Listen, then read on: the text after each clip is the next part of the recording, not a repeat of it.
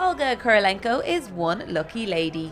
She's worked with the leading men like Ben Affleck, Daniel Craig, Colin Farrell, and now Tom Cruise in Oblivion.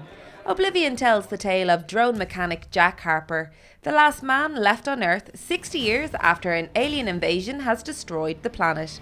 With almost 50 movies to his name, I asked Olga when she was in Dublin recently if she was nervous about working with Tom. First of all, he's a big movie star and great actor that I've always admired. But then, when I came to do the audition in LA, he walked in. I walked in. He came up to me and he shook my hand and said, "So good to meet you. Welcome. We've been waiting for you. We're so happy that you came." And I thought he made me feel important. And he probably said it to every girl, of course. But that's how he makes people comfortable. He pays attention to people, and that's how it was on set. He paid attention to everybody, not only the small crew, but even everybody else all other people that drive trucks and repair cables, anything, and everybody is important. And he's right, because without them we can't make a movie. And this is something that makes him very, very human and very, in a way, accessible, and it's very pleasant. When Tom Cruise is starring in a sci-fi action movie, you know the stunts are going to be big, bold and spectacular.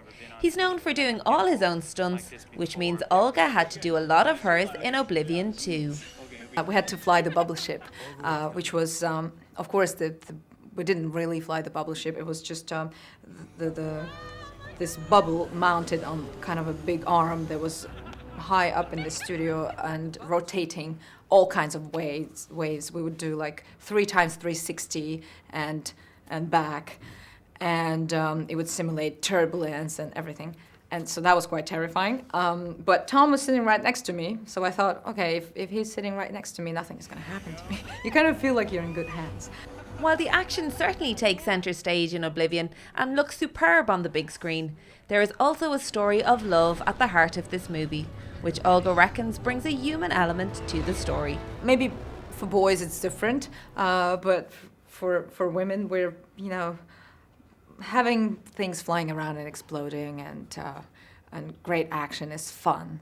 But you have to kind of identify or get attached to characters. So if there's nothing human, really, the movie doesn't have the same impact as the one that has some sort of human relationship, whether it's romantic love or any other kind of relationship. But I think the emotional part in the movie is always it's the most important part, I think. And this movie has both, apart from great visuals and great action and also great plot and twists that are coming all the time. You never know where the story is going. Throughout the whole movie there's this romantic story and love. And for me it was very important.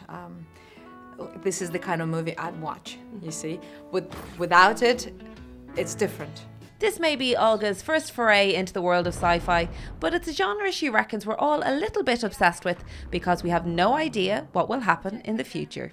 I think we're obsessed with sci-fi because it speaks about the future, and future is something that's unknown to us. I think we know the past and we know the present, but future is the only tense that we don't know about. We don't know what's going to happen in a minute. And we all want to know. It's a bit worrying. It could be frightening. The unknown is frightening, and that's why we like to invent or fantasize about what would happen. And let's hope that the end of the world will not come. But let's hope we'll have a couple of cool bubble ships flying around in a couple of years. That would be great. Bubble ships would certainly beat the early morning commute. Check them and Olga out in Oblivion from April 10th.